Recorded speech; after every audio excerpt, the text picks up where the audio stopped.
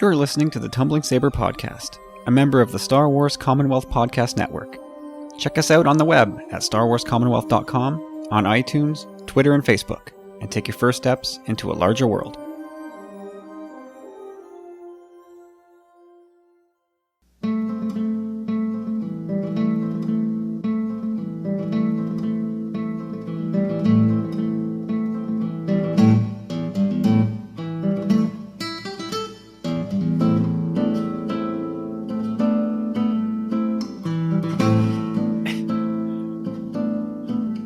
Hey everybody, welcome to episode 61 of the Tumbling Saber Podcast.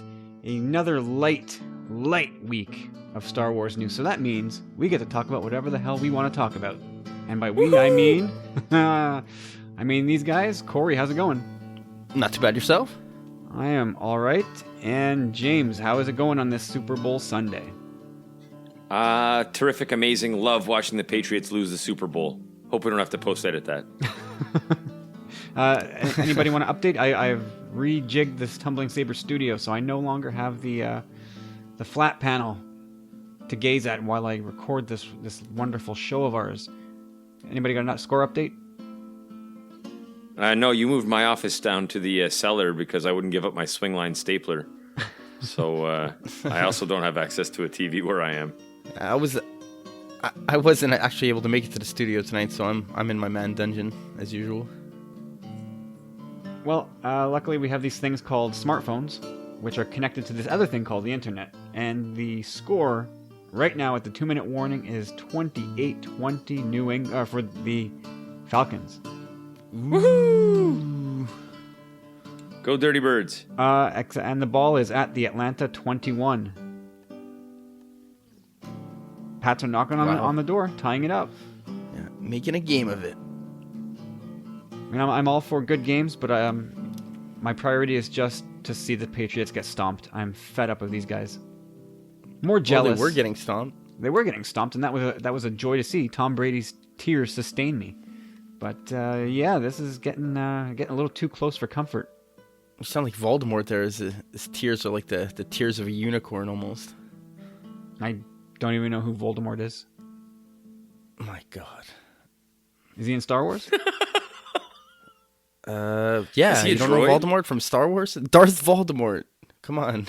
Sounds like Legends, which means I don't know it. Sorry, man. Is he? Well, I would know him if he was also in Star Trek or Lord of the Rings, but sounds like he's not in either of those either. No, he's in Harry Potter. Oh, there you go. No wonder. All right, so it looks like I'm going to be in charge of keeping you guys up to date on the score. Do it. It's exciting. I remember actually this time last year, you and I was actually in the studio, and it was just you and I recording episode 10. Really? Was it episode 10? Yeah. Wow. Well, yeah. It was Denver last year. Denver versus some other football team. Mm-hmm. Something like that. Seahawks, I think. Are you right? Are you right about that? I think so. Yeah, Seattle, I think. I think Seattle was in it 2 years in a row. I think you're right about that. And lost both times, if I'm not mistaken. Yep. Anyway, ouch! My cat just assaulted me. What a turd. Anyway, it was by all indications, I was enjoying the game. I think that again, I'm being biased because I love seeing the Patriots get stomped, but it was until I turned off the TV, a pretty good game, and it looks like it's going to have a pretty good finish. So we'll keep you. Oh, there's another update. It's 1st and goal. Ooh, 1st and goal with 1:46 to go. Oh my God, the Pats are still in this. I'm going to have to eat some words on Twitter. Oh, Lord. Anyway, let's think positive. Go Falcons. Hang in there, guys. So quick thing this week. Star Wars Celebration's coming, and there's going to be a whole lot of Star Wars Commonwealth representation there with Mark from Talk Star Wars heading down. I believe Ben and Ash from the Skyhoppers are going. I think Rogue Squadron guys are at least one of them are going, and they may have to have a battle to the death to see which one of them goes. I heard it's going to be a drinking competition. Really? I heard something about that, and I hope that's the case. We drink until one just dies from alcohol poisoning? I don't know what the terms would be, but it could be pretty interesting. Oh, touchdown, boys. Touchdown, New England. Sorry for all the Go football for two. updates. Go for two. They have to go for two. They have no choice. It is now 28-26 for the Falcons with 57 seconds to play. Yeah, you had to know this was going to happen. The Patriots just don't go away. No, I didn't have to know. Come on. Yeah, so Yeah, I went so down to... sorry, go for it, Kyle. just plenty of Star Wars Commonwealth representation. I think most of the shows have some. I think, media Jamie passes? Pale Rider's headed over too from Gen X-Wing. Amazing. Hey, we'll be the only show with no representation. Way to Yeah, go, guys. Rob's going. Go Rob team. Cast is going. I'm talking here, Tumbling Saber. I know, us we suck, I guess.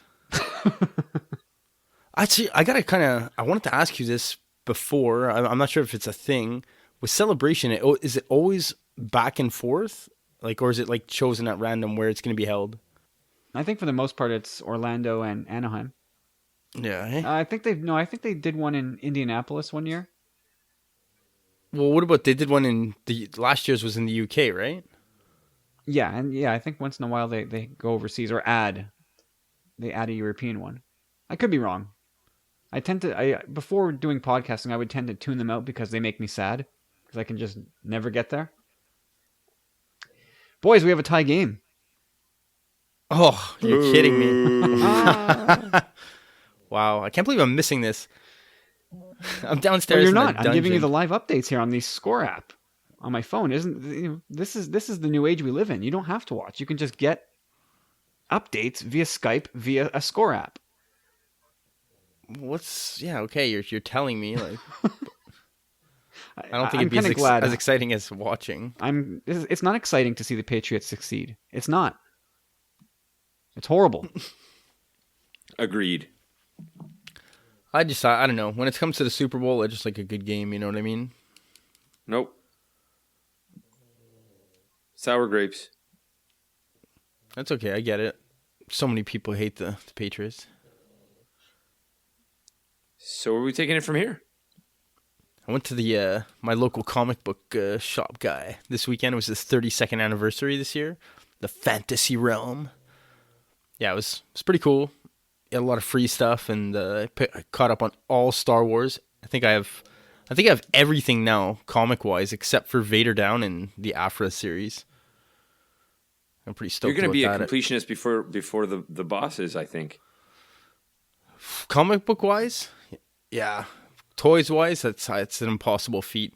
My collection, like I've got the bug so bad now. Like even there, like I picked up 2 more Star Wars toys. You know, I picked up like a Super Battle Droid and like a little Darth Maul that was already been open and stuff, but whatever.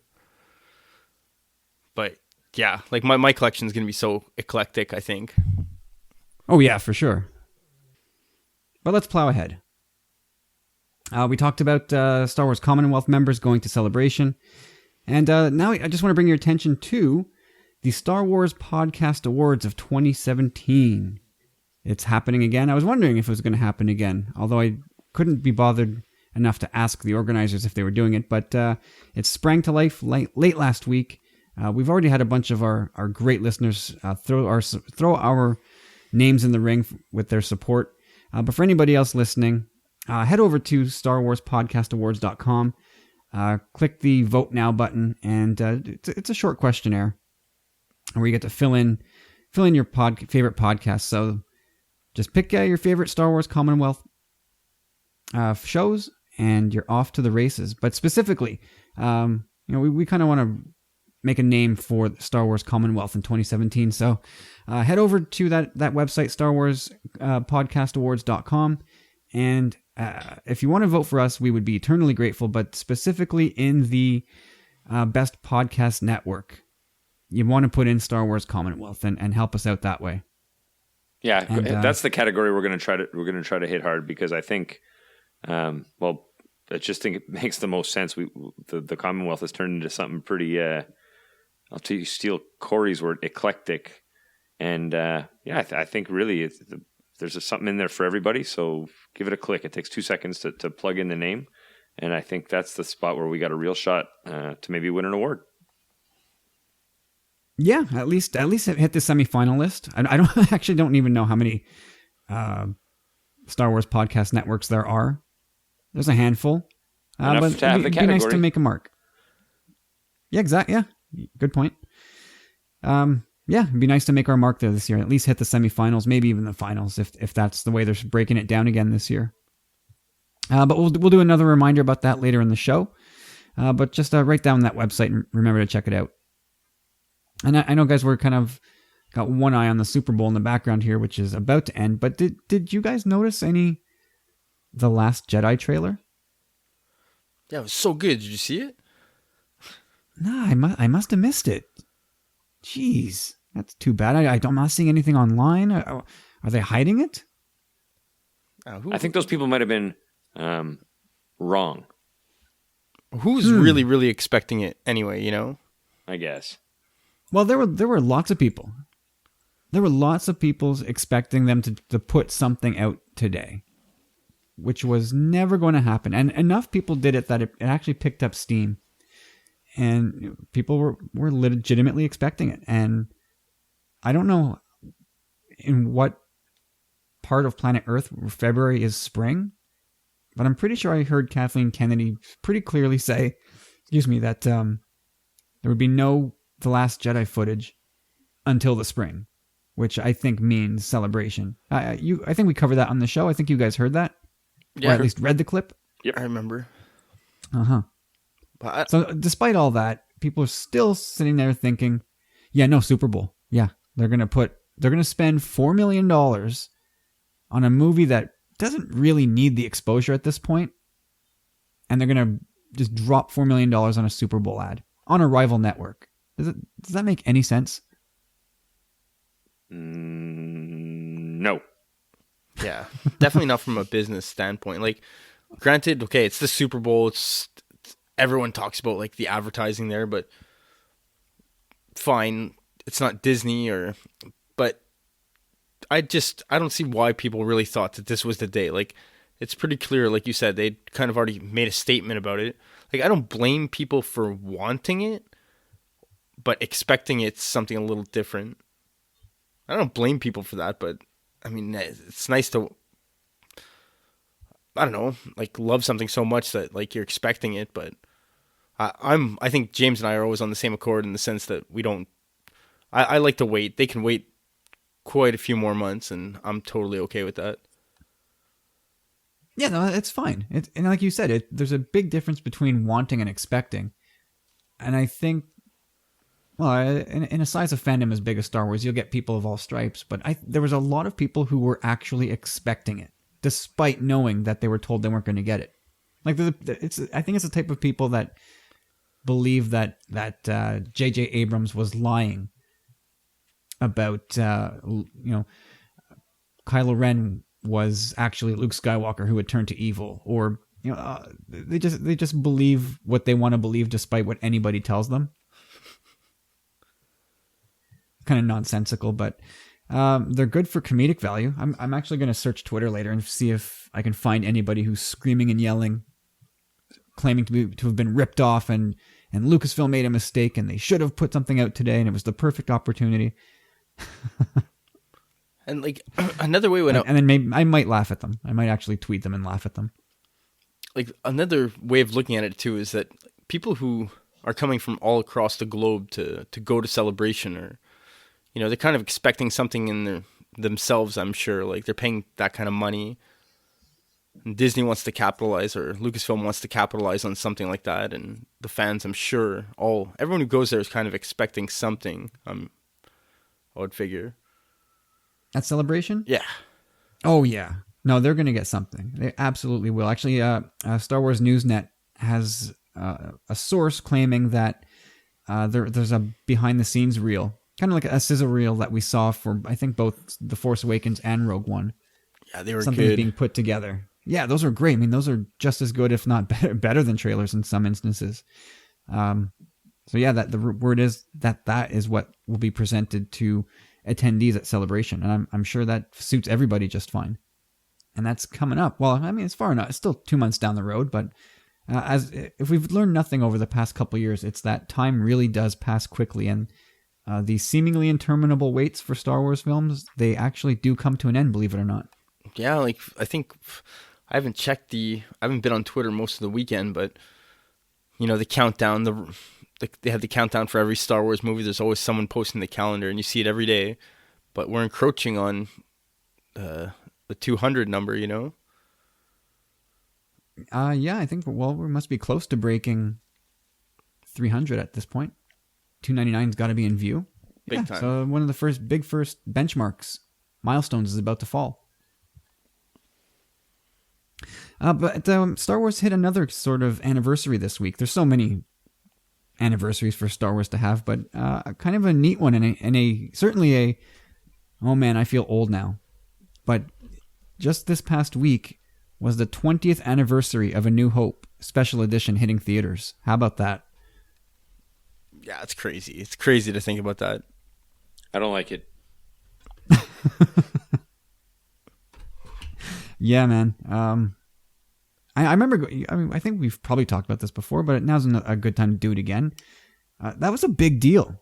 That was a real big deal, at least for me, and I think it was for a lot of fans.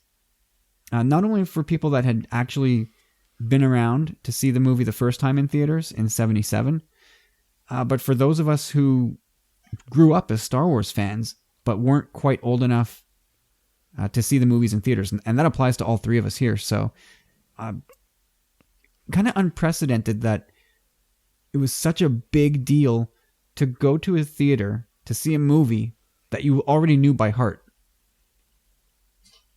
But at the time too, we were all like, first of all, remember when the THX editions came out, we were even just so stoked about that. I think that was like what, 94 or something.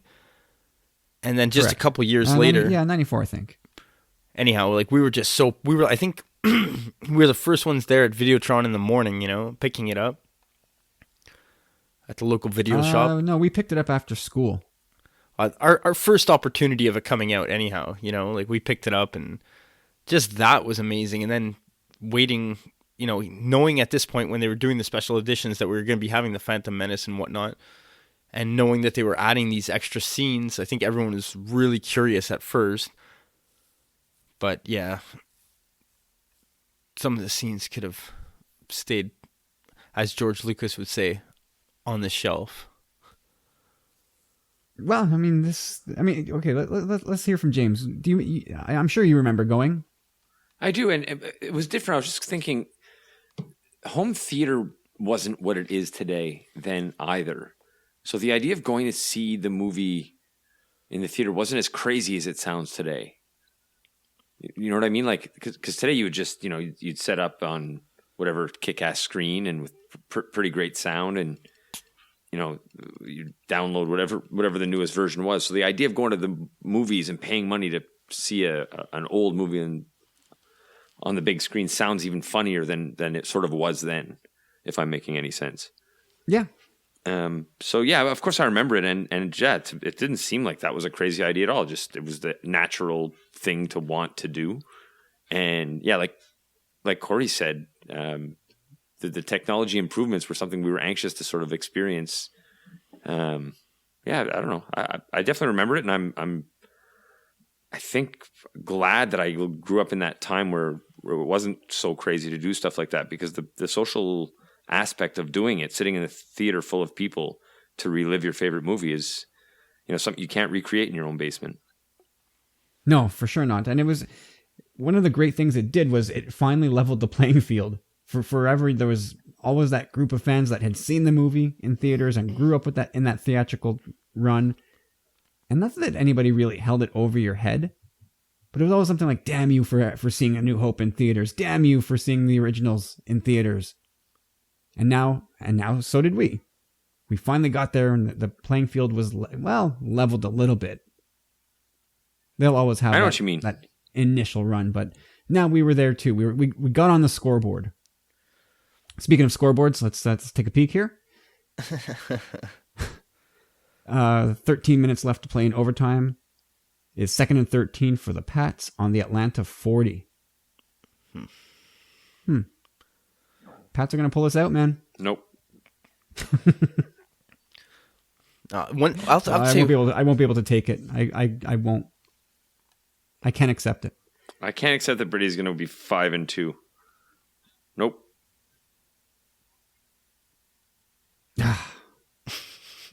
Yeah, disgusting. I hope no Pats fans are listening. Sorry, guys. It's nothing against you. We hate your football team and your hockey team. Oh, do we hate your hockey team even worse? Yeah, way more. Oh, way more. Oh, We have them. That's an unhealthy level of hate for the Boston hockey team. Did Yeah, we that's play something today I can get along We played with. today at 1:00, didn't we? today. We sort of played. Oh, jeez, I missed it. I until just now I completely forgot there was a game at 1. So we got smoked, did we? No, dude, we lost 1-0 in a shootout against Edmonton, the two like fastest teams almost in the NHL. And there's another pause for sports talk, guys. We're touching back on the Star Wars. Yes, let's touch back on Star Wars on this Star Wars podcast. Well, one thing I want to say that I do regret kind of is that I had one good friend, like my good buddy John, like him and I are fanboys, still are, you know. But the rest of my group of friends that I had gone to see the movie with really, you know, it was like the cool thing to do, like, oh, Star Wars, okay, let's go see it, you know. So it wasn't like I was going with you or James or something, you know what I mean? Like I went with a group of people, like I was like 15 years old, or just a bunch of Sith disturbers, like. Yeah. I hear you. And well, I think that's par for the course. I mean, a lot of people did that because if you look at the box office totals from the 3 re-releases, A New Hope pulled in 138.26 million from that re-release. And then Empire pulled in 67.5 and Jedi pulled in 45. So, you know, A New Hope holding that place in cinematic history and pop culture history as this big cultural touchstone. I think a lot of people, casual fans, people, like observers of pop culture, decided, I need to go out and check out this movie on the big screen. And then the other two, well, it's not such a big deal, but this is the one. A New Hope is the movie. I'd say another thing for me at that time too, just being of that age, being 15 in grade 10 with a bunch of like punk like kids, like I almost took it for granted, to be honest. You know, like I was like, you know, it's Star Wars. Like I didn't. Looking back on it now, like I didn't, the gravity of it all didn't really strike me as much as it could have or should have. I hear you. I mean, we were teenagers at the time. I was 19. You were, I think, 16. I just turned 16. So, what do you want? You know, we've got lots of things going on as a teenager. There's other things to look forward to. It's not like, you know, if it happened to us today, and we'd be with I mean, bigger priorities to fry on a daily basis. But this would be something. I mean, just look at the way we treat going to see Rogue One and The Force Awakens. It becomes an event. Oh, but, you know, it was an as much event as it was this an event year. back then. Well, definitely, and by design. And as much as A New Hope in '97 was an event, because you're a teenager and because you've got a million things to do, all seemingly of the utmost importance. Oh God. Yeah, you kind of like, I put it on the back burner a bit, you know, like. Yeah, well, guys, the game is over. 34-28 New England. You gotta be kidding me. That's so amazing. No, it's not. That's not. Oh that no, amazing. it's not. It's so funny to hear you guys talk about it because I really don't care. And to be honest, I'm kind of happy for Brady. You know, he's going to go down as probably the greatest quarterback in all of history. But Can we hang up on Corey alone? I hate Corey and- so much right now. yeah, let the hate flow through. It's flowing. Oh, it's flowing. Like I don't want to do half an hour. I don't want to do the show anymore. I'm done. I can't believe this though. That's pretty. That's something. That is something. And tomorrow the water cooler talk. Oh, did the Falcons blow it or did the Patriots win it?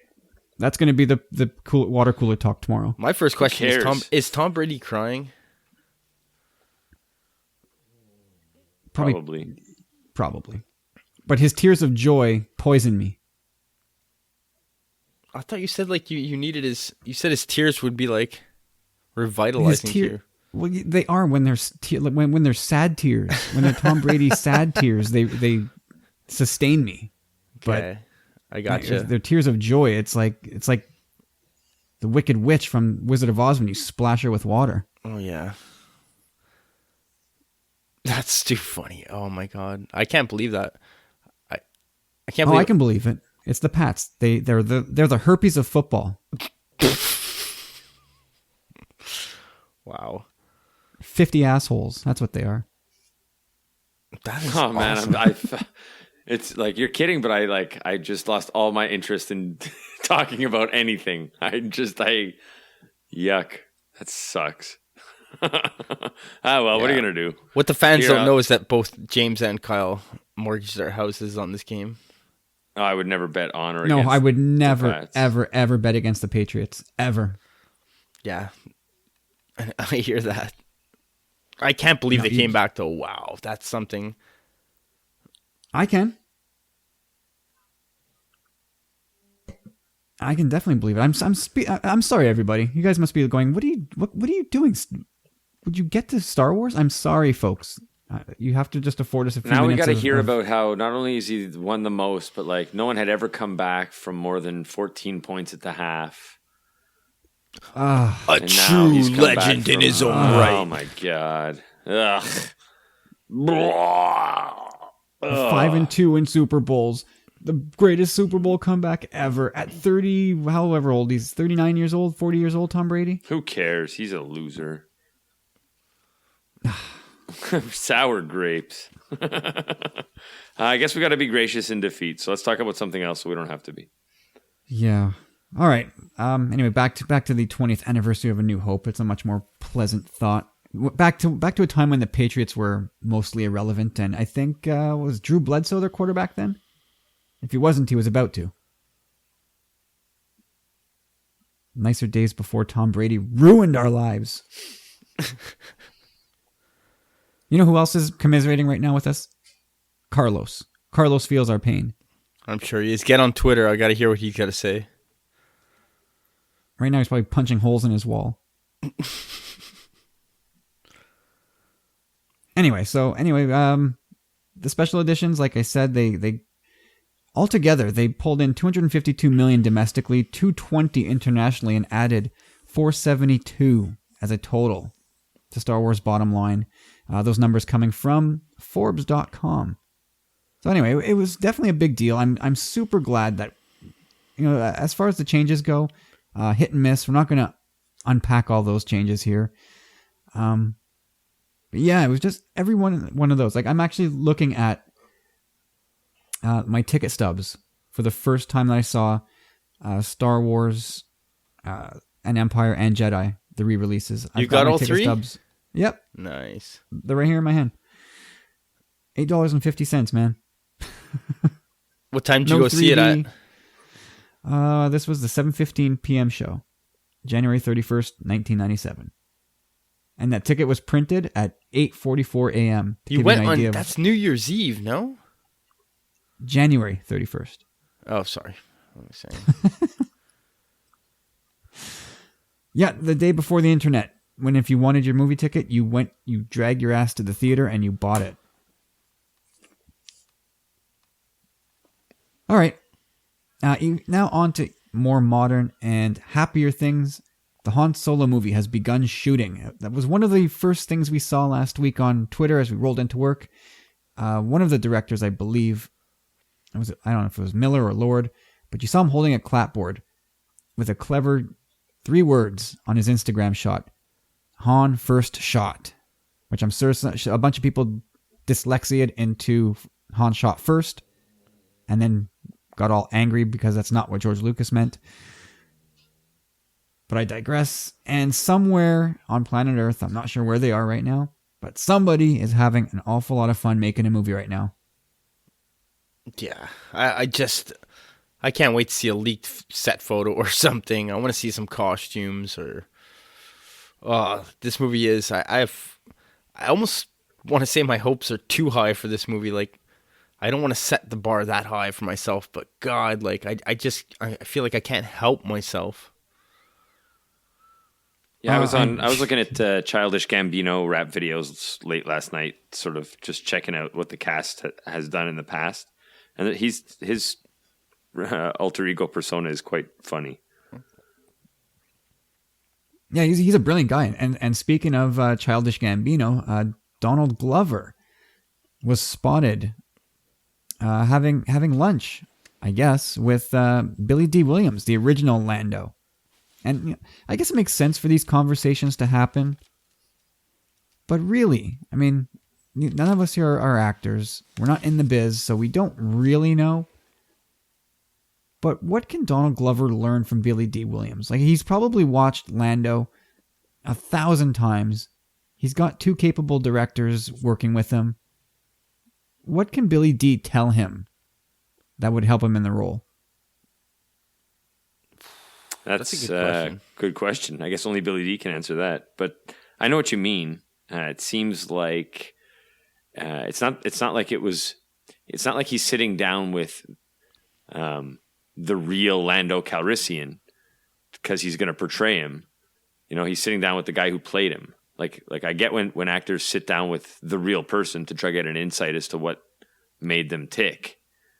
But yeah, what can Billy D tell him that he can't sort of gather from what's on screen? I don't know. I don't think that's necessarily true. Like he feels, even in the interview that we had read, he seems to feel like not an ownership, but like a pride for, and like he said basically like, I created this character, you know, like, and I'm sure in his own regard, like, yes, there's a director saying like, do this, do that, but he's the one who brought it to life, and you know, like, he can tell him things like, what was your mindset like at that time? Like, what kind of inspired you to speak this way or that way? Or, because, you know, some actors anyway, like, yeah, but like no, I get what you're saying, Corey, but it's still it's Billy D's interpretation of the character. There is no real Lando.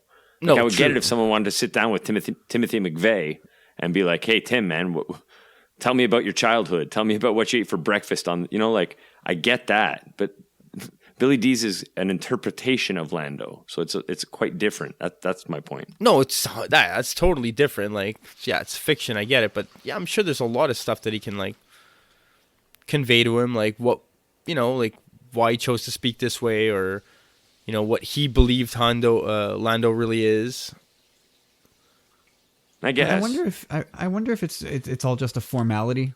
That's true. That too. I thought of that as well. Just like a sign of respect. Let's have this passing of the torch in a informal, formal lunch. Let these 2 guys just talk, and from here on in, it's Donald Glover.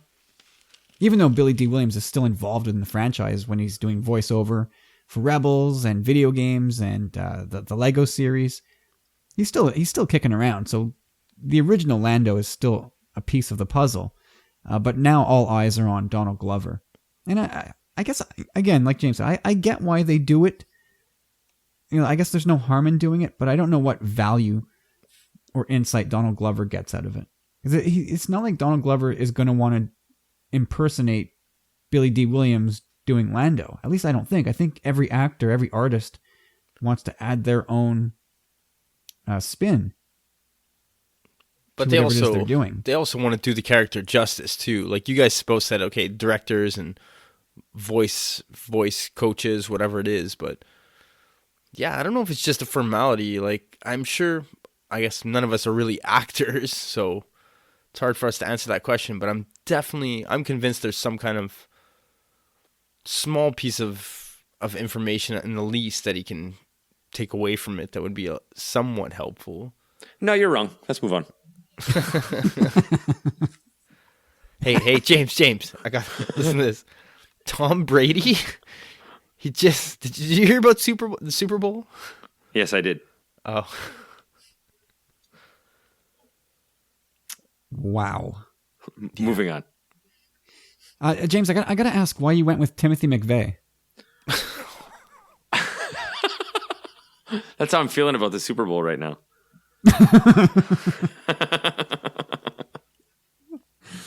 I don't know. That kind of talk gets you on a watch list. No, yeah, you're right. I was thinking of like someone whose mind doesn't work like the regular person, so you'd want to interview them, you know? Well, I mean, you could have just reached across the Skype line and talked to Corey. I was just teasing Corey, but I no one will know for sure what he'll get from that interview. But I also happen to think, and maybe this is my own bias, but I also happen to think that Billy D is a bit of a dick and doesn't really care about Star Wars very much. So I don't care about his input. Maybe that's affecting my answer.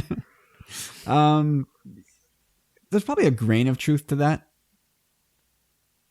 You know, at the end of the day, I a lot of these guys, as much as we love it and we expect them to love it, and in many cases they do, but it's their job.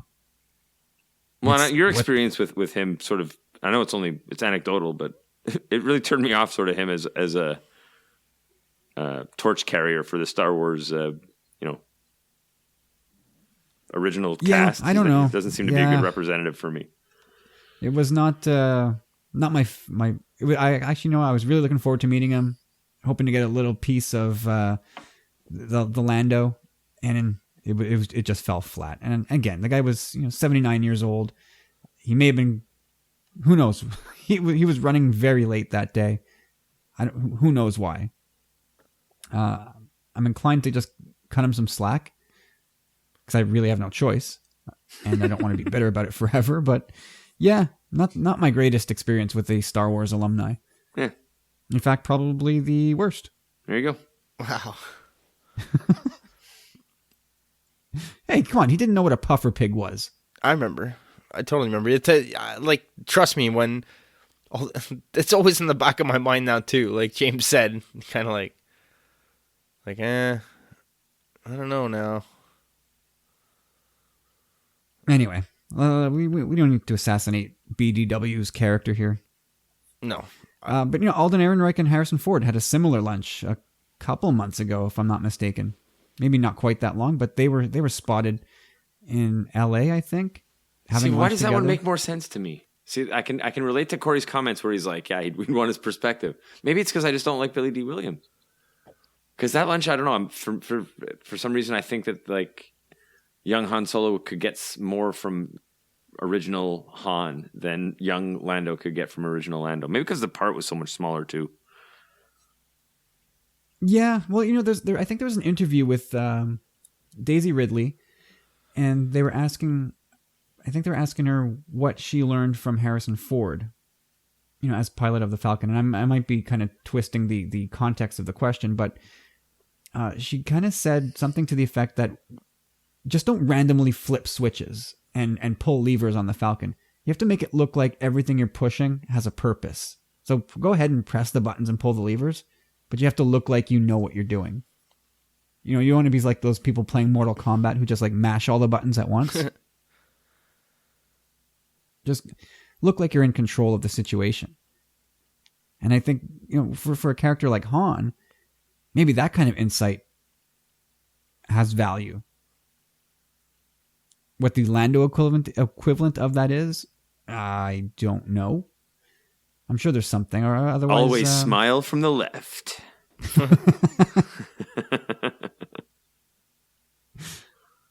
Wear your boxer briefs. Ask for the tight pants. Anyway, a bunch of people are having a lot of fun right now shooting the Han Solo movie, and I sincerely hope, and I really do believe that the directors will and the cast are going to have fun with us, the fans, as they go through the process of making this movie, just teasing us here and there and throwing pictures at us every few weeks, maybe every couple months, and just kind of keeping us up to speed that way on what the tone of the set is, what the movie might have a feel for. Sorry, one last thing. In that interview, with Billy D. Williams. Yeah, this I is don't know if he important. let something slip, but he kind of said that, you know, obviously that the movie is about the beginning of Han and Lando's relationship, but that Lando teaches Han how to pilot, which I thought was a little bit strange. Like, I don't know how far back in time we're going here, but it almost sounds like Han Solo's not been piloting a ship for very long and then becomes really good at it really fast. Yeah, which is odd, especially like his later career being like a racer, you know? Yeah, and in Bloodline, he's I guess the space equivalent of a NASCAR racer.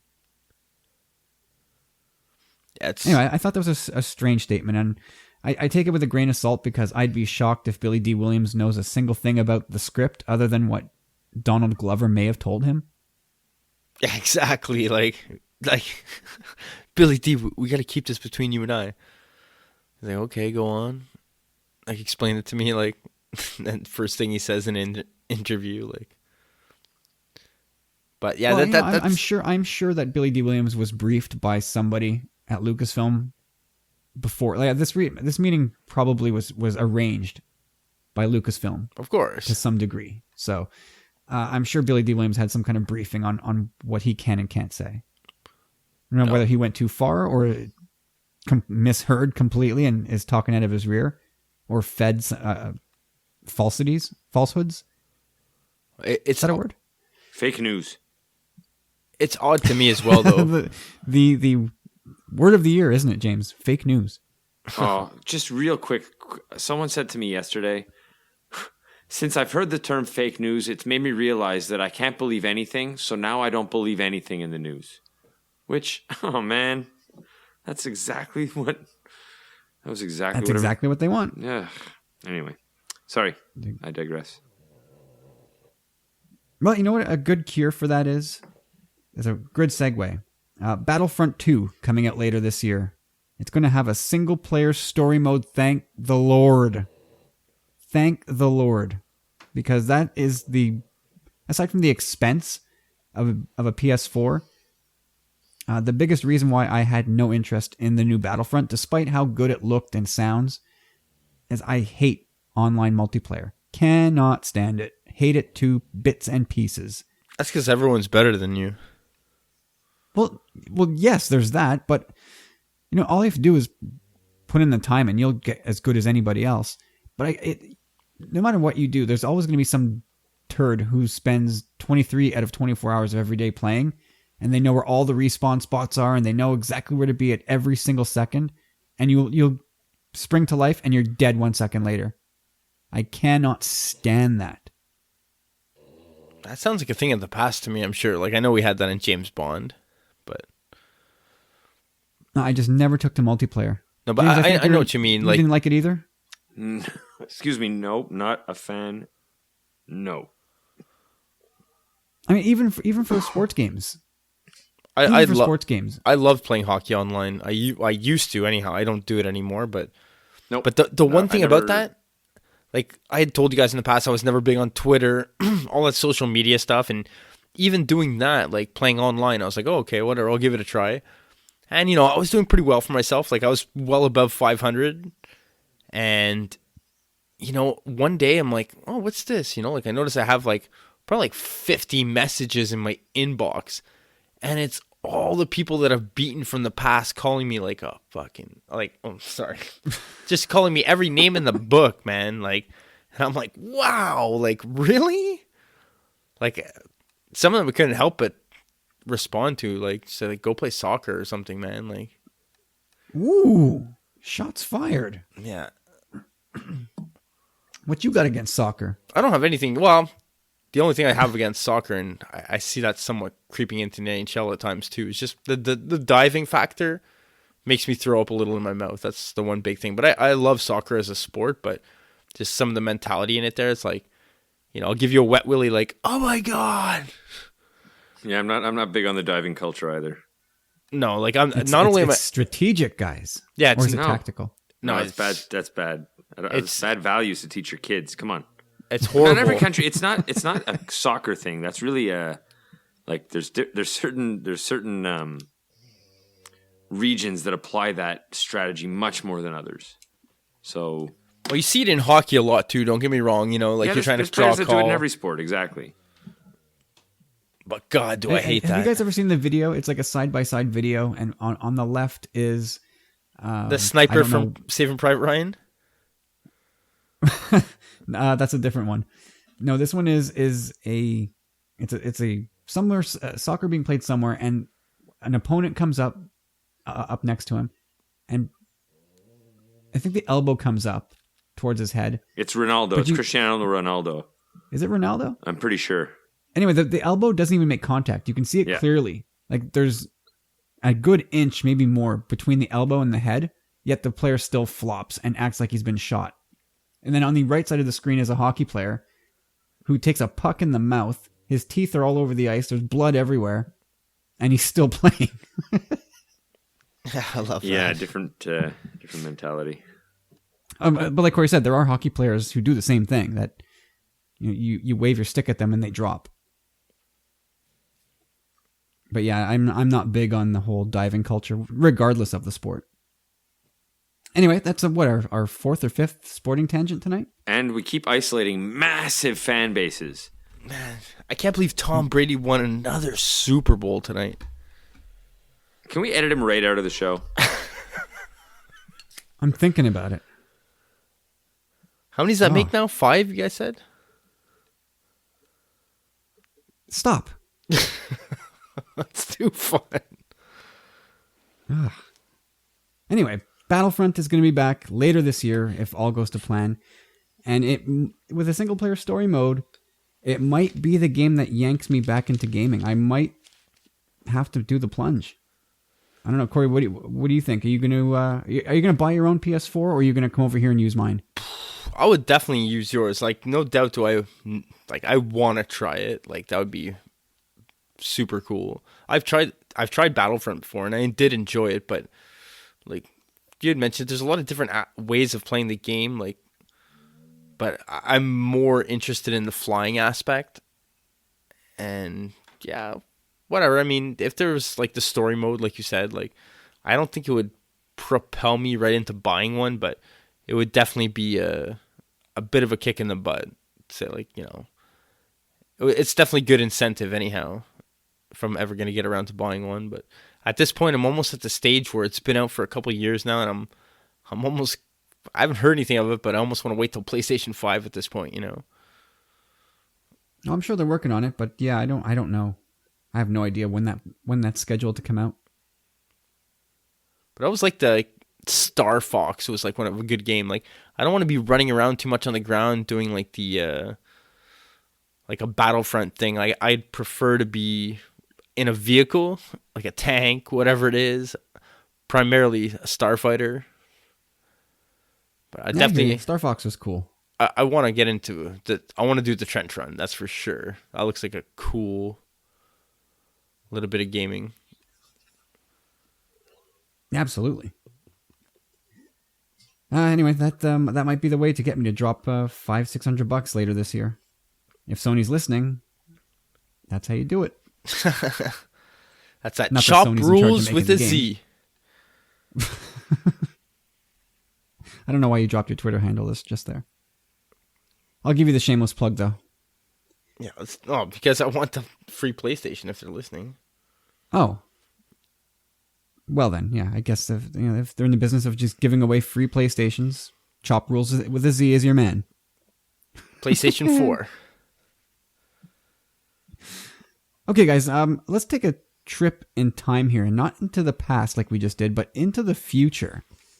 Specifically to 2027, which will be the 50th anniversary of A New Hope. We're skipping right over this year's 40th anniversary.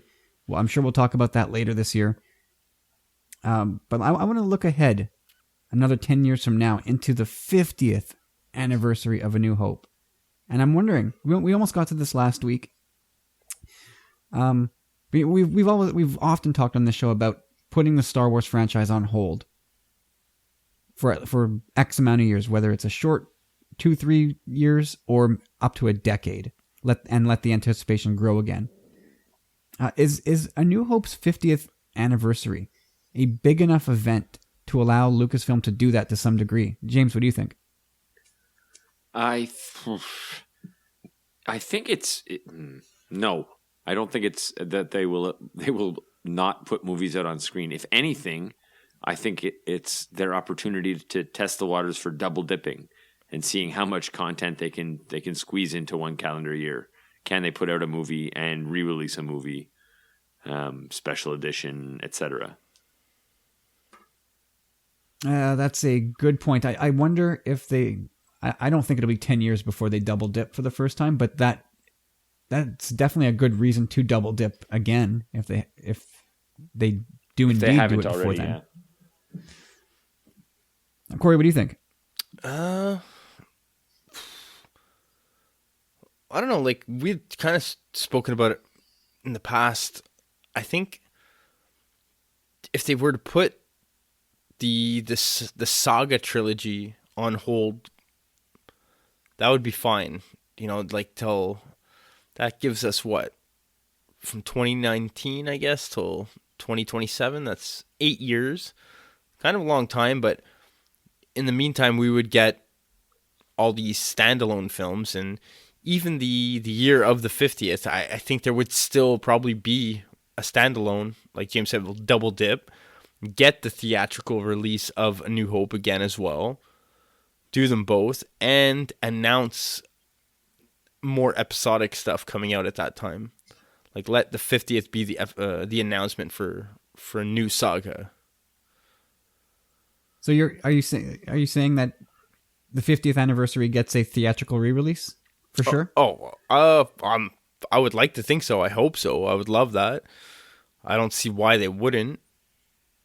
I would love to be a part of that. I want to see it. I don't know. That's a lock. I think it's a lock that they do it. I hope so. You seem pretty confident. That would be nice. I mean, obviously, I've heard nothing. Nobody's heard a thing. I'm sure. I don't even know if the thought has crossed their mind to deal with the 50th yet. But I would think that another theatrical re-release for A New Hope is definitely something that they're going to do. And now, whether or not it's just the special edition again with some tweaks, or if they go bigger with a bunch of changes, or if they go back to the original release, if they can get their hands on it. I got to be honest. I don't think they do that in theaters. No, you're right. It'd be probably I don't think they would do a that. lot of work to clean it up. I mean, I think they can continue to add. So if I had to slice it up into like a pie chart, I think 40% is don't touch it ever again. Just like remastering sound or fixing color, some sound edits, like really light stuff that you may not even notice. I would assign that like 40%. So it would be George Lucas's final version, just with minor alterations. And then I would split the other 60% in half and say, 30% is going to be noticeable tweaks. And then the other bit is like some serious overhauls. And I'm down with any option that they go with. James, how does your pie chart break down? Probably pretty similar to yours, to be boring. I agree that I don't think they need to do too much. And every time they do something to the originals, I said do.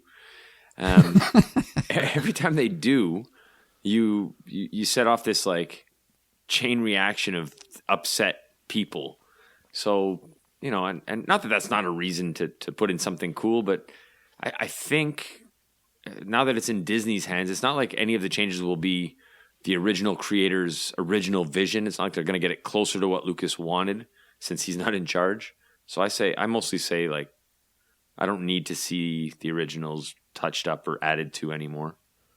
Well, I think they can, with modern day technology, I really think they can get rid of that scene where, okay, it's fine to incorporate Jabba in A New Hope, but Han can get around stepping on his tail and all that. I'm sure they can clean that up. Yeah, I'm sure there's ways to dump a bunch more money into that and make it look better. Yeah, no doubt. I mean, come on, they did Tarkin they can just change Han's legs around, reposition Jabba a bit.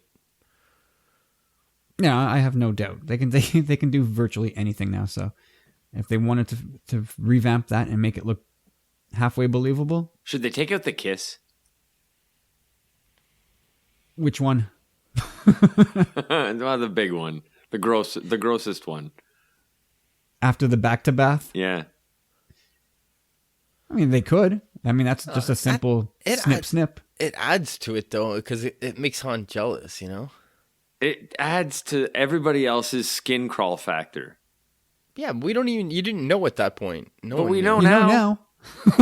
That's fine. Like, whatever. At the time, you're just like, ooh, shame, shame.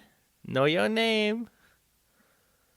Yeah, but if you're ever going to watch it again, you're like, oh, God. Yeah, but they don't know either. Like, I never held it against them, really. No, because it's not like Luke is some sort of like force super wielding sensitive person, and it's not like force sensitive people in this galaxy are aware of each other. It's not like any of that is set up to make it really, really hard to swallow. I'm sure, like, I've never read the books on the movies, but I'm sure there's something maybe in there, like Marty McFly when his mom kisses him. Then she's like, it's like I'm kissing my brother. There's nothing there. Even noted non-force sensitive Marty McFly and Lorraine Baines, even they knew something was going on. Don't tell me Luke and Leia didn't feel something. Exactly. Well, Leia admits to it. She's like, somehow I've always known, whatever. Ah, it's not cool, man. It is what it is, bro. But it is weird though, because as gross it is one of those uniquely Star Wars things that we all just kind of go, it's charming, right? Not creepy, charming, eh? Yeah. Incest is charming. Okay. Is that an episode title? No. No. No, I won't do that. I promise. Hey, here's some other things coming up. So, actually, you know what? Before I get to that, so we're all yes to for the most part on a theatrical re-release of Star Wars as something we want and something we think we're gonna get. 100% want. I'm like 80% will get. Yeah, I think we'll get it, and I also want it. Yeah, I mean, it'll be a good time, and I'm sure there's going to be so much other stuff. I don't know what else will be what else they'll be able to do. I'm sure there'll be all kinds of stuff, but boy, you think it had 10 more years. Add 10 more years to the odometers on some of these original stars, and you got to wonder how many will be left to celebrate it. It'd be like watching a Toronto Maple Leafs game. They keep wheeling Johnny Bower out there night after night. Again, but I digress. Once again, another sports tangent. That's getting annoying, isn't it? No, Don't do it, Corey. The only Don't- annoying thing is don't- that Yeah, Tom you just Brady now asked has for it. 5 like, Super Bowl almost rings. That as guy's such a annoying as. dick. Anyway, here's a couple things. So, 2027, A New Hope turns 50. And in 2030, A New Hope, Empire Strikes Back turns 50, followed 3 years later with Jedi's 50th anniversary, which is just nuts to think about. 50th. But in the meantime, here's what we're going to feel old. In 2024, The Phantom Menace will turn 25. 25! That's only 7 years from now. And Attack of the Clones in 2027 will turn 25. And 2030, the same year that Empire does its 50th, Revenge of the Sith will have its 25th. I plan on being around when The Force Awakens has its 50th, man. Watching that in theater opening night. Boy, that's what, 48 years from now? Yeah. Well, hey, that's right at the end of your life expectancy, so good luck to you.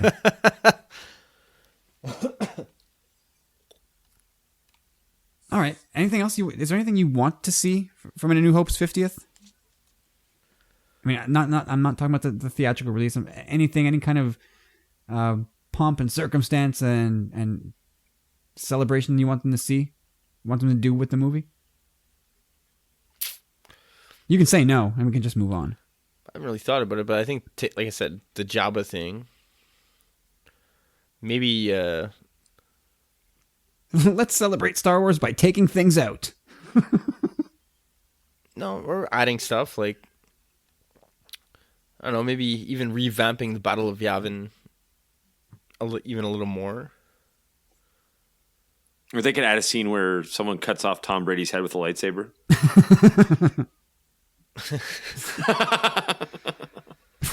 Sour grapes. Boy, that escalated quickly. Grapes. And it would add, right, just one more version of A New Hope that's floating out there somewhere, making it, like 13 or 12 different editions at that point? I think there's at least 10 now. Wow. You know what I would like to see as well? Like, I'd really like to see, even though, again, there's probably plenty of these, but a really, really well done, archived, like, history and documentary of A New Hope. Well, I think there's 3 of them out already. No, there is. I know, and they're all very good, but, you know. For sure, there'll be never before seen footage from behind the scenes of A New Hope. For sure, there's going to be that. For sure. But I think if you want a complete picture already, you can get pretty much the whole picture. But yeah, as far as merchandising goes, they're going to run everything out there again. All the figures, all the toys with the 50th anniversary badge. It's all going to come flooding back. Ugh, it's going to be disgusting and amazing at the same time. Oh, yeah. Anyway, it's time to now check in with ads. It's been a good long week since we heard since we've heard from ads. So, what say you we take a little break here and listen in on ads question of the week. Hello, chaps. So, firstly, cracking show last week. Very much enjoyed episode 60. Hope episode 61 is just as good. So, my addition this week, it's a simple question, really. Maz, what do you think her role will be in episode 8? So, I look forward to hearing your thoughts on that. And then I'd like to also take the opportunity to just ask everyone to vote for the Star Wars Commonwealth as the best network in the Star Wars Podcast Awards that I'm sure you guys will be able to pass out a few more details on in a minute. There's many different categories, but the main one, the network Star Wars Podcast, I think there's no better winner than the Star Wars Commonwealth. So if people could vote for that, that would be great. And all the hard work that the likes of Tumbling Saber, Talk Star Wars, Generation X-Wing, Rogue Squadron, The Nerd Room, and Skyhoppers, they all put in, they produce all these wonderful podcasts every week. And I think this should be a worthy award for them to win. Right. All the best, chaps, and I shall speak to you next week. Bye. And once again, ladies and gentlemen, there goes ads. The prominent knight of the Commonwealth. Beautiful lad. Hope you're doing well, ads. Thank you so much for your question this week. That is a big horse that he rides in on every week. Yeah, big time. Big Clydesdale. Do you measure that in hands? Is that how you measure that? I think It's got to be at least 15 hands. Yeah, definitely. And check his latest Twitter profile pic too. It's so awesome. He's saving a baby from a falling baby from a tree. It's awesome. Awesome. Nothing he can't do. That's true. Literally. I mean, what? I'll drink to Who that. you got over there, Corey? What's going on? Okay, so James, talking me. about Maz Kanata in The Last Jedi. What do you see for the diminutive? Is that the right word? Diminutive. Diminutive. It seems appropriate. Yellow raisin. She's really more orange than yellow. Yeah, fair enough. I'll give you that. She's a golden raisin.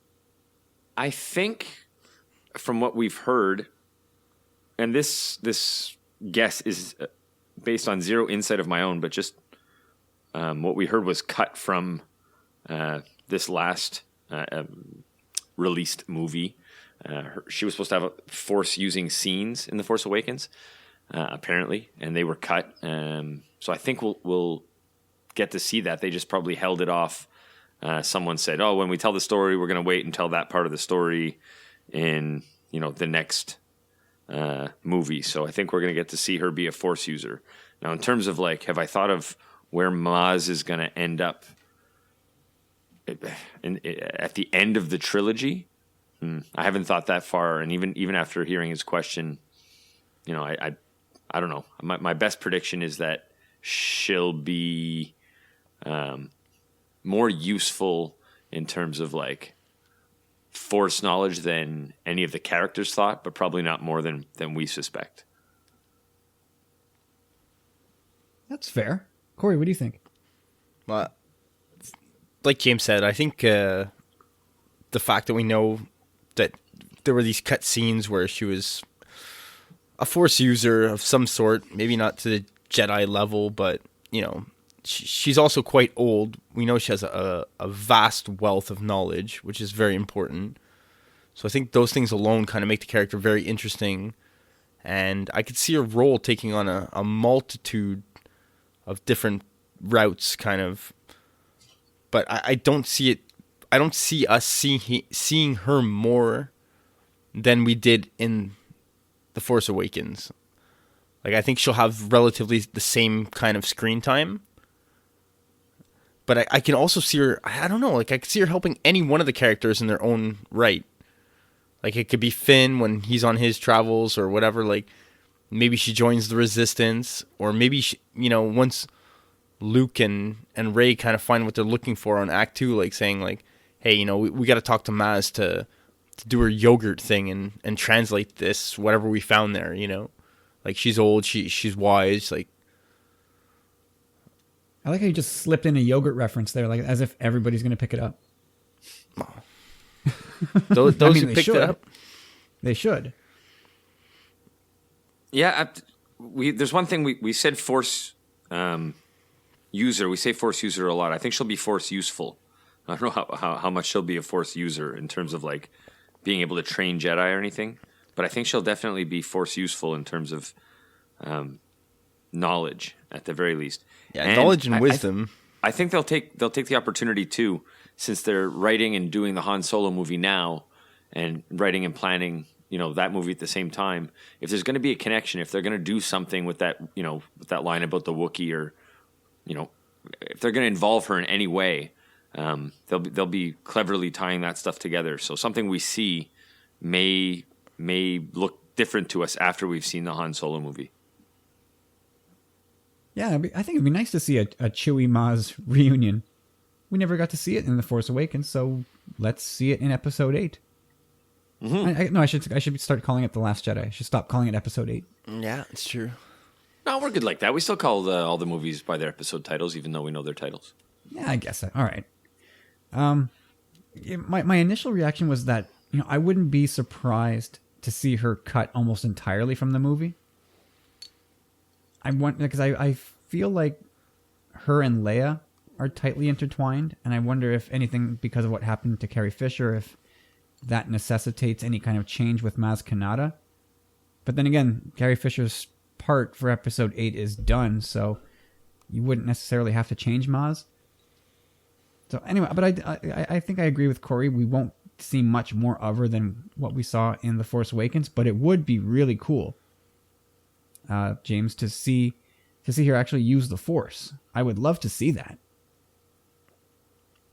I think we've heard the rumor that that Leia's ship will come under attack, and that Leia all but dies in the attack, but uses the Force to save herself. I wonder if Maz also does the same thing. If they almost team up to use the Force to save the ship and the crew. I think that would be a cool thing to see. Well, you gotta kind of wonder too, like what her role is in the galaxy, being so old, and you know, her bar or whatever it is, kind of having been destroyed. Like, where's she gonna go at this point? What's worth fighting for? Kind of deal, you know. Like, I hope She's Snoke's mom. Wow. But you haven't heard that one before. Maz is Snoke's mom. Maz is Snoke. No, I've heard that one before. Here, just take this lightsaber. Yeah, I mean, I don't really know what else to say about Maz. Maybe she'll carry the drink tray that R2-D2 had in Return of the Jedi. Is that plausible? I mean, she's way above that. Why? She was slinging drinks at her own bar. She can't sling drinks for the Resistance. She's not the serving type. Well, she was washing a cup at her bar when we first met her. I don't know. Yeah, but that's for profit. I don't see it, like, because it's not like, how old is she? Like, do we ever get a time frame on how old she is? Like, I'm getting, like, from my perspective, I don't know if I've ever heard this before or whatever, but I'm getting like Yoda old, kind of almost. Well, Han Solo says she's been running that watering hole for 1,000 years. There you go. So she's at least 1,000 years old. So, and who knows how long she was alive before she took ownership of that bar. She could be 2,000 years old for all we know.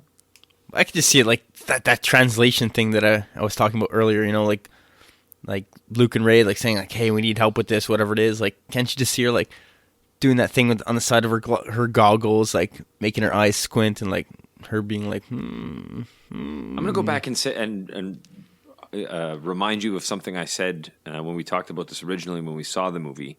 That I think there's more to when she looks at them in the eyes and she says to Finn about recognizing eyes. I think maybe that'll play out more in the next movie too. We'll find out what she means. But I think she recognized someone in his family. I think she knows who his dad is. I don't know. That's out there, man. That's a deep cut, James. Like, what I really saw in that scene is just the fact that she knows that he's a runner. Oh, I know it plays that way on the surface, which is why it, you know, like it's well written. But I think there's more to it than that.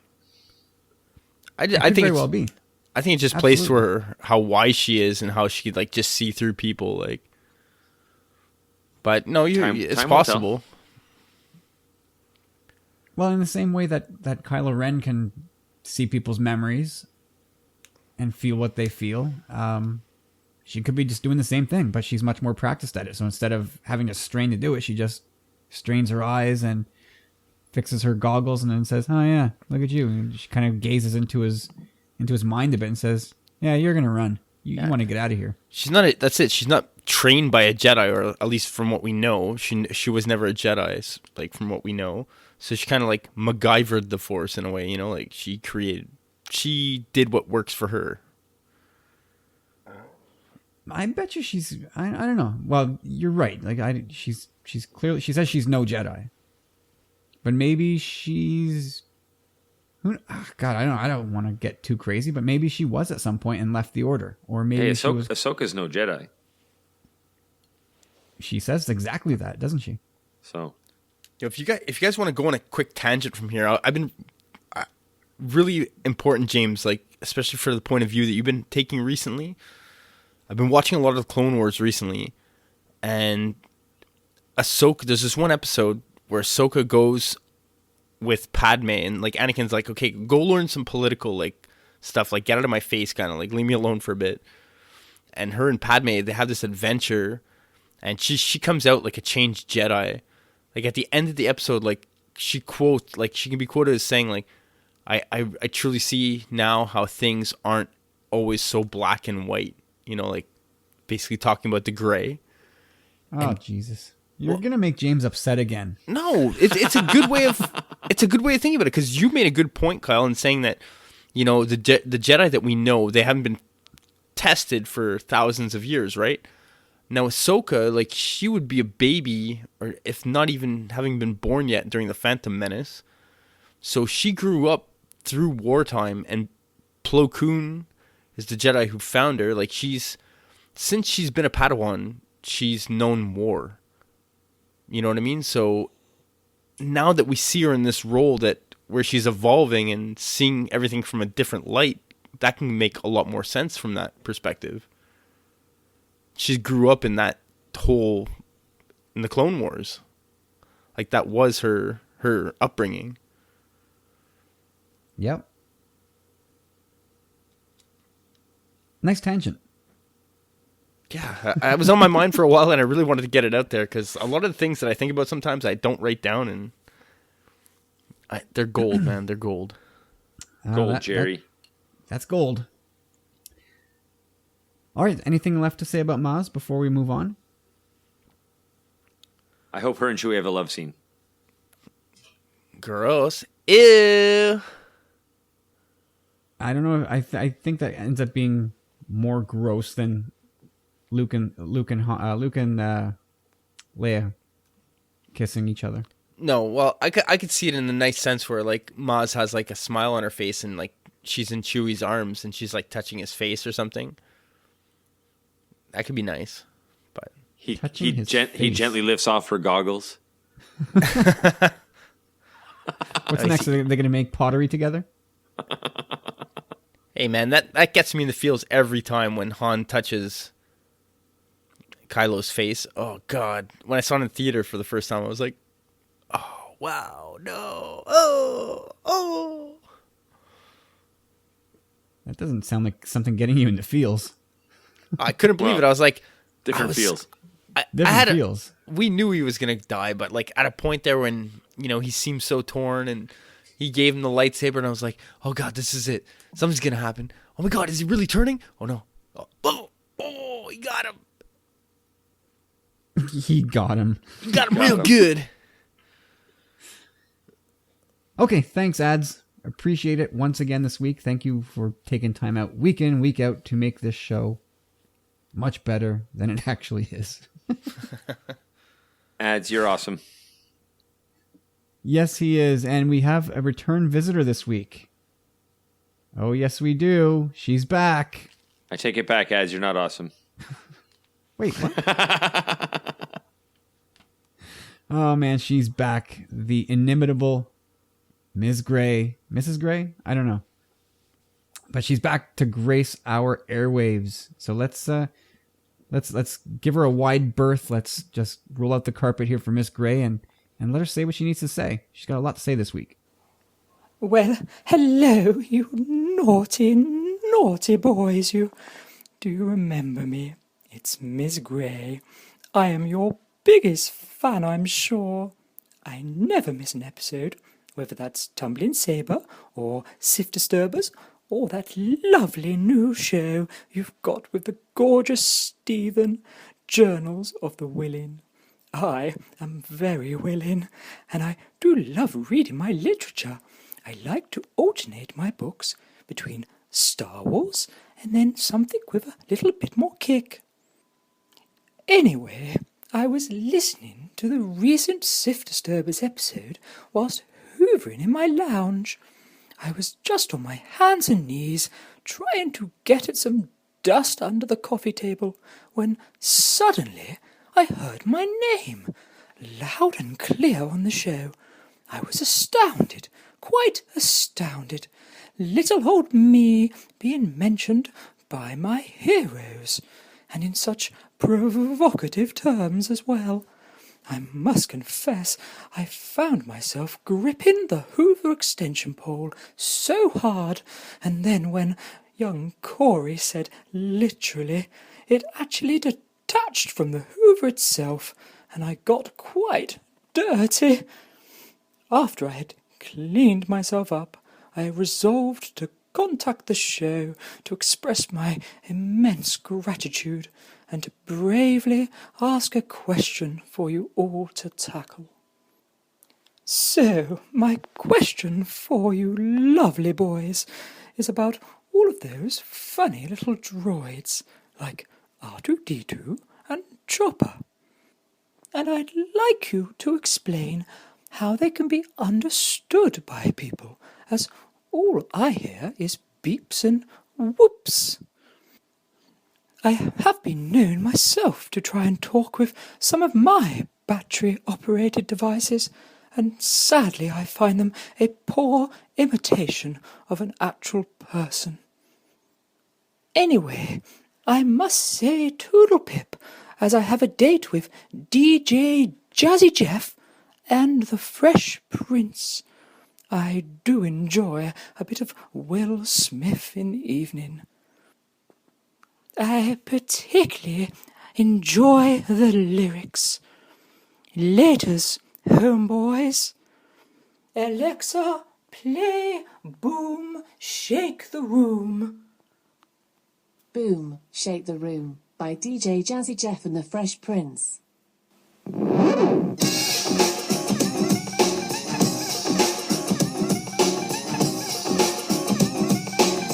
Oh, go, William!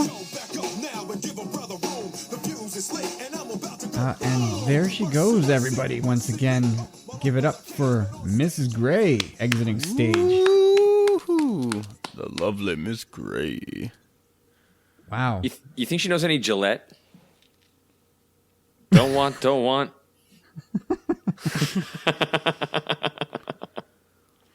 So, Miss Gray and Will Smith, who'd have thought? Who'd have thunk it? No kidding. I always would have pegged her as like a, I don't know, like a John Denver Sinatra? guy? Or John Denver, Sinatra, Liberace. Tony Bennett. But no, that's old news Although for I'm me. I can't say I'm surprised. She is a very skilled lady in so many different ways that we shouldn't be shocked, should we? Well, apparently she's got a hell of a grip too. She just tore the handle of her Hoover right off. That's a firm grip. I can Corey, attest you for better be that. careful, man. Yeah, I can attest for that, and You can attest to that? me and Miss Gray, we have a relationship, man. We go way back. When did this happen? Last week we were talking about flying her in for you, and you're like, no, it's all right. And now you, What are you talking about? I think you need to re-listen. maybe I do. Oh, I only put the show together. What do I know? So anyway, Corey, Miss Gray asked us a very specific question. I'm going to kick it over to you first. How do people understand droids are saying? Specifically, the astromechs, the BB units, they just kind of beep and boop. How does that form words? And often it's the same patterns over and over, but apparently they mean different things. So explain it to us. Why do people know what they're saying? It's a really interesting question. I think Chopper is a good example to start with, because there's times where I actually feel like I hear what Chopper's saying. Like, if you watch the episode and you know the episode and you kind of... Because the characters playing off them always kind of repeat what they're saying, or you know what they're saying because of the characters around him or them. But yeah, there's been times where I feel like I can understand them as well, but it's really a weird question, because take Rey for example. Like, she's on this planet that she seems to be quite alone, desolate, but for some reason she understands BB-8 right off the cuff. Like, that kind of was like weird to me a bit, like, because it's true, like Han cannot understand R2, at least not right away, but Luke can. I guess it's just got to be more a matter of practice. Maybe some people are more adept at it than others. But yeah, that is a really good question that I've actually thought about myself as well. But I can't really explain it. Like, it's true. Like, some people just seem to... I guess if you're surrounded by them and know them, it's kind of one of those things where you get used to their tonality. But it's interesting. It is. James, what do you think? What could I possibly add to that? I don't disagree with anything Corey said. I think if you're trying to explain, I mean, the easy answer is it's just like a bit of a flaw in the storytelling, right? Like, the idea that some characters need to understand what the beeps and bloops mean, so they do at some points when other characters don't seem to. But if you're trying to explain it within the context of the story, I think it comes down to, like, if the astromechs are like the pets of the Star Wars universe, which is what we seem to agree on a lot of the time, then I can sort of tell you what my dog is saying depending on which bark or whimper he lets out. So I think a droid would sort of be similar. So it's not like wishful thinking or wild guesses.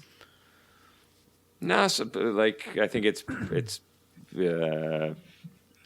Well, it's actually touched educated upon. guesses. Educated it's- guesses, yeah. You're right in a sense, because Ezra touched upon this recently in Rebels, where he kind of always complained because Zeb's still not there yet, and they're like, "How do you understand what he's saying?" Like when they're talking about Chopper, and like Ezra's starting to catch on now. Like he's led on to that, saying like, "I'm starting to get." Like he literally says something like, "I'm starting to get what he's saying." I don't remember that, but I'll take your word for it. Oh yeah. Yeah, and I guess at the end of the day, to really make it a boring answer, it's one of those things you're better off not asking about and just accepting. Kind of like how does they get from point A to point B so fast? When you look at the map, they're super far apart. How does that happen? How much time passed? It doesn't matter. Yeah, they understand because it doesn't matter. They just do. Somehow they've learned the beep and boop language. I don't know if that's a binary language, but they figured it out, and that's all that matters. Again, better off not asking, and kind of like not asking Miss Gray to elaborate on what she says to her battery-operated devices, as she so eloquently mentioned to us. I was thinking flashlight, right? Or toothbrush? What's that, James? Toothbrush or flashlight? I thought about it and I just couldn't figure out. Corey, you know her better than I do. Is she talking flashlight or toothbrush? It could be anything, really. Yeah. It could be anything.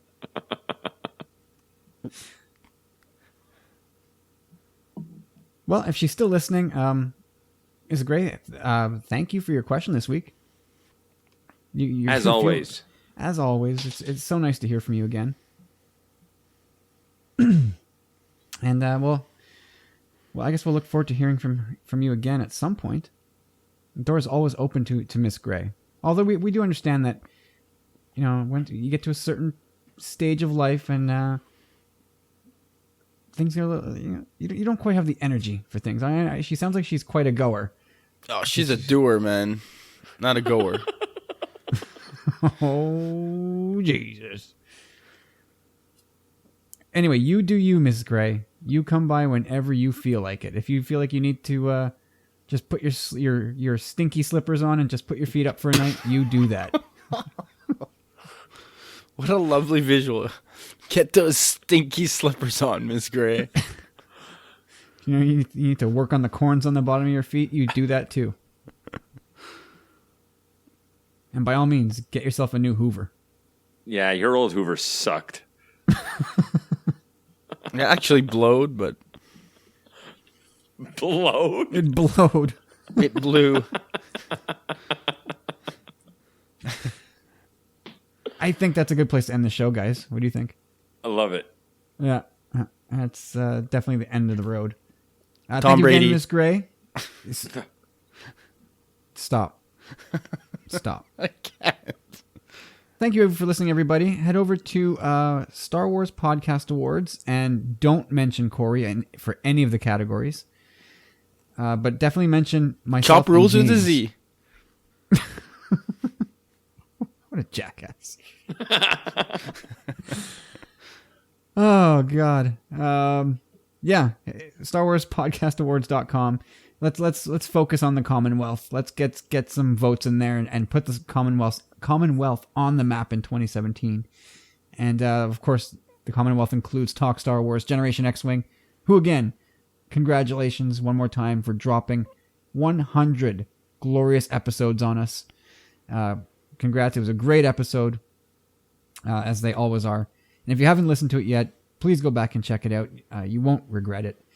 And we've also got the Skyhoppers and the Rogue Squadron podcast and the Nerd Room who are doing quite a task. They're doing a 16-month retrospective on all the Marvel movies leading up to I want to say Infinity War.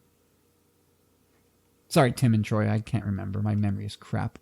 But anyway, once a month they're dropping a brand new retrospective on the Marvel movies that have hit us so far.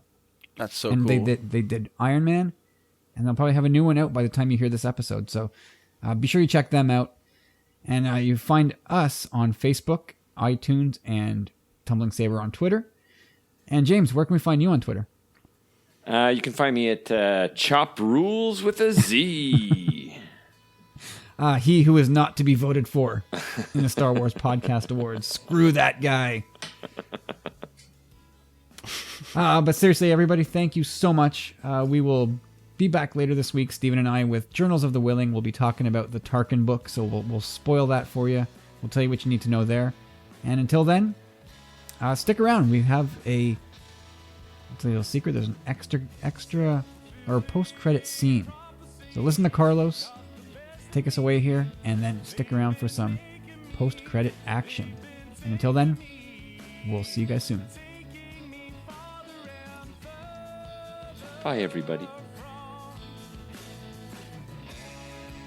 That was a fun show, guys.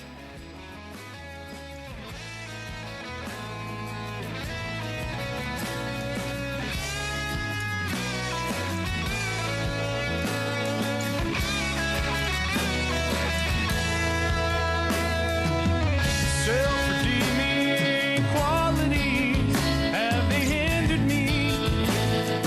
Hindering, was I blind to see? Blind to see that you needed me, all of me.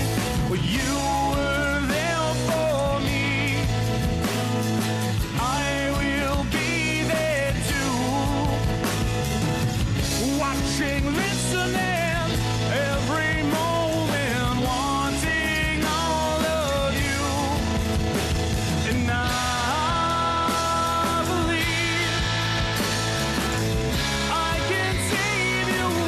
Just don't let me go, and I can see I'll be waiting, always waiting. Just don't let me go. Just don't let me go.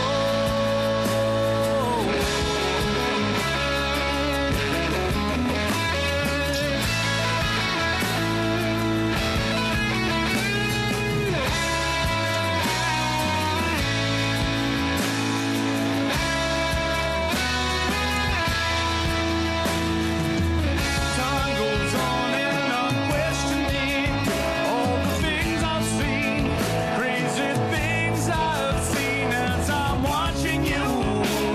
I'm watching you walking away from me. Were you watching me? Was it just a dream? Just a dream. And I believe I can save you. Just don't let me go, and I can see I'll be waiting, always waiting, and I believe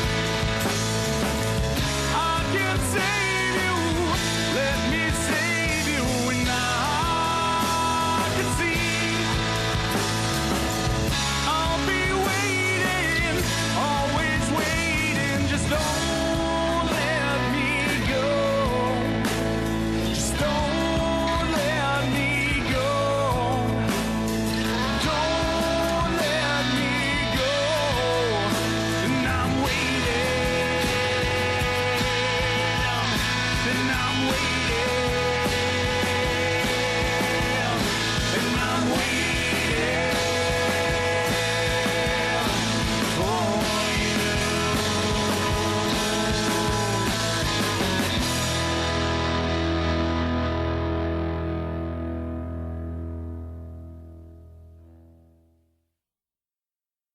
You back up now and give a brother room.